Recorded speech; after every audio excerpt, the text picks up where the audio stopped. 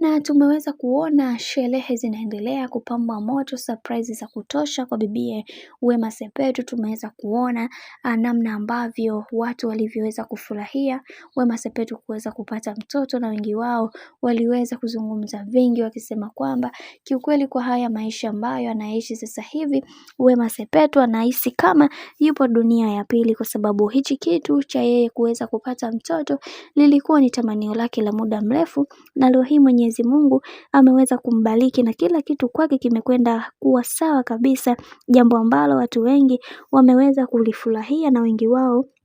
waliweza kuzungumza vingi wakasema kwamba Mungu aendelee kumpigania katika kila hatua ya maisha ambayo anayopiga, kwa sababu kila mtu anatamani kuweza kuona dada yetu Wema Sepetu akiwa na amani na furaha katika maisha yake, japokuwa kuna baadhi ya watu hawapendi binti wa watu akiwa na amani na furaha, kwa sababu wamekuwa wakimtupia madongo mengi na ya kutosha katika maisha yake, jambo ambalo watu wengi hawakuweza kulifurahia hili baadhi ya watu. Lakini ndo kama hivyo, anasema siku zote hakuna mtu ambaye atakayekupenda moja kwa moja, lazima kuwe na maadui ambao wapo kwa ajili ya kutaka wewe kukuona ukose amani na furaha. Lakini ndo kama hivyo,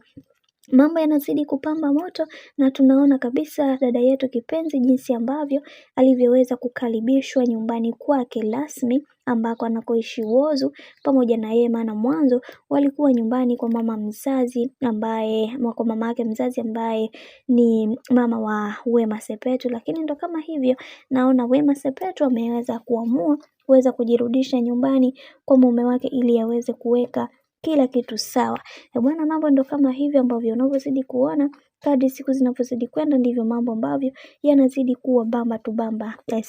Tuendelee kumwombea Mungu dada yetu Wema Sepetu akawe mtu mwema na mtu bora zaidi katika maisha yake yote.